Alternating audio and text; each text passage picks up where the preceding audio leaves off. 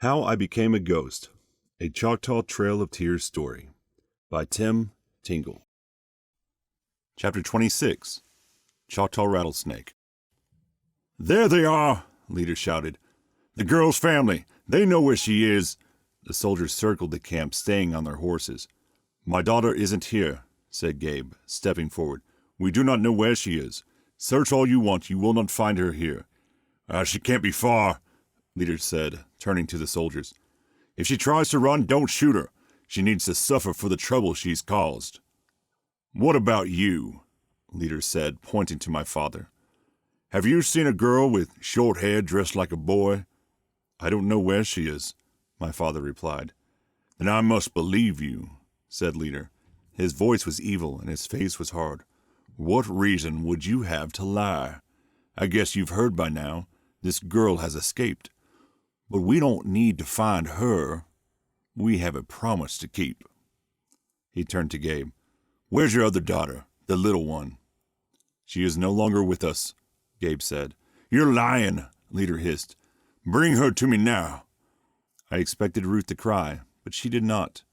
Instead, she carried Nita's body, wrapped in the blanket, and laid it by the fire. "Here is my daughter," she said, and unrolled the blanket. Nita looked so small and helpless. Her face was swollen and her eyes were shut tight. The soldier stepped back and looked away. I felt a warm shiver creep through my skin. I closed my eyes and hoped. I did not want to see how anyone died. Not today.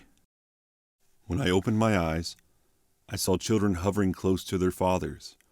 Boys and girls clung to their soldiers' fathers. Many were the same age as Nita, whose body now lay before them. The soldiers have children, I thought, and they are hoping this never happens to any of them. Thinking of their children, the soldiers hung their heads and waited for their orders. "What would you like us to do?" Pointy Nose asked. I knew by his manner that he had no children. Nita's death meant nothing to him. He was more concerned with winning back Leader's trust. "Well," said Leader, "I'm glad to see that one of us is not afraid of death. Roll her up and take her with us." "Be glad to," Pointy Nose replied with a thin smirk on his face.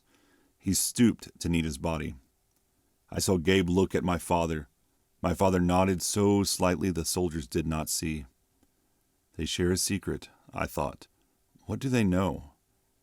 Pointy Nose reached for the blanket, but something stopped him.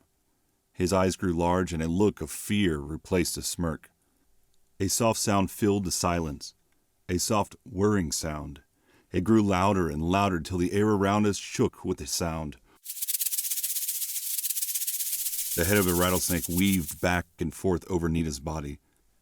Sir," said Pointy Nose, I cannot, please don't make me do this." "I'll shut up," Leader said. "Get back on your horse. We can't waste our time here." He turned to Gabe and Ruth. "You have lost one daughter already," Leader said, "so I cannot keep my promise. But I made a vow this morning. Someone will die today. We will find the girl, and she will die." As the soldiers rode away, the snake lowered his head and coiled into a tight circle. Ruth looked at Gabe and my father, then knelt to Nita's body. "Yokoke," she whispered. She bowed her head over her daughter, and the snake disappeared in a thin cloud of curling smoke. Only later would I learn who cast that spell and brought the snake. On this morning, I simply bowed my head like everyone else and whispered my gratitude. "Yokoke."